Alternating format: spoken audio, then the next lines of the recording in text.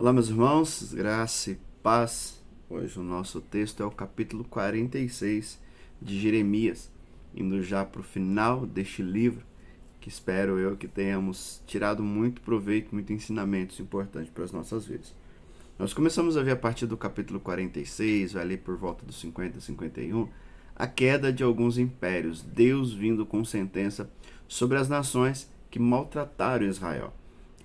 Deus usa as nações ímpias, as nações pagãs, para castigar o seu povo, usa elas como servos dele. Mas pelo fato delas ter sido usada como ferramenta para castigar o seu povo, Deus vai sentenciá-las. Né? Então, não é, vamos dizer assim, não existe nenhum tipo de benefício em ser instrumento de castigo de Deus. Né? O importante, o bom é ser instrumento de bênção. E as nações pagãs, Egito, Babilônia, Moabe, Amon e tantas outras que nós vamos começar a nomeá-las, elas vêm como instrumento de castigo e por isso elas são punidas. Deus não quer usar ninguém como instrumento de castigo, pelo contrário, como instrumento de bênção. Aí serve para nós uma reflexão, né?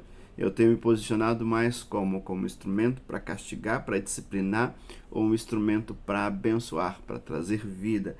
Então Deus começa a declarar tudo aquilo e faz uma comparação como os povos pagãos lidavam com seus deuses e como Deus lidou com o seu povo, como Deus agiu, como Deus moveu aquilo. Sempre quando havia guerra, as pessoas pegavam o despojo, pegavam os deuses, que às vezes eram feitos de ouro, de bronze, de prata, e ali colocavam num saco de qualquer forma. Na maioria das vezes tinha uma superstição, colocava ele de cabeça para baixo, para que ele não pudesse ter ação de poder. Era na realidade uma cegueira espiritual muito grande. Só que Deus traz aqui nesse capítulo 46, na partir do versículo 3, que ele não foi carregado por ninguém. Pelo contrário, ele carregou o seu povo. Ele carregou o seu povo quando tirou o seu povo com mão forte, quando Deus agiu diante do Egito. Então, o povo nunca carregou Deus. Mas pelo contrário, era Deus que carregava, era Deus que conduzia, era Deus que direcionava o seu povo.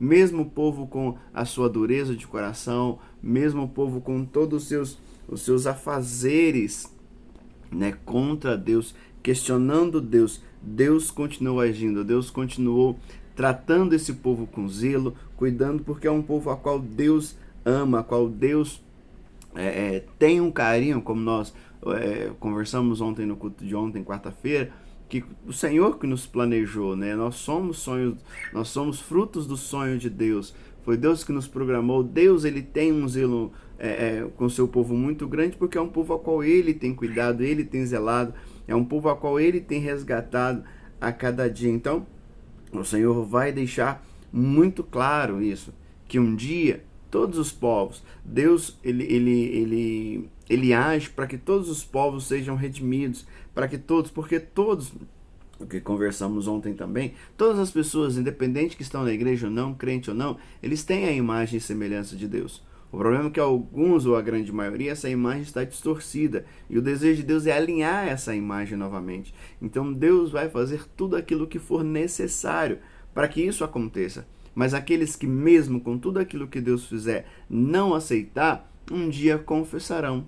Confessarão o Senhor, confessarão, mas aí não confessarão mais para a eternidade. Não confessarão mais para realmente entender, mas agora confessarão para condenação. Serão aí condenados diante de Deus. E de tudo aquilo que nós vemos, que a gente não precisa nos preocupar com os ímpios, não precisamos nos preocupar com as nações, o que nós precisamos nos preocupar é com a nossa intimidade com o Senhor, com a nossa vida com Deus. Por quê?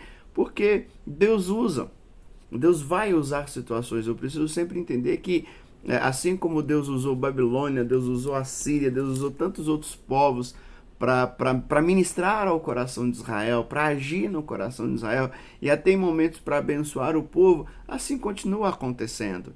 Nem todo problema que eu vivo, nem toda tribulação que nós possamos estar passando, ela é maldição. Não, muitas vezes ela vem com o princípio de tribulação, com o princípio de maldição, mas aquilo que as pessoas trazem, que o inimigo traz como maldição, Deus torna em bênção.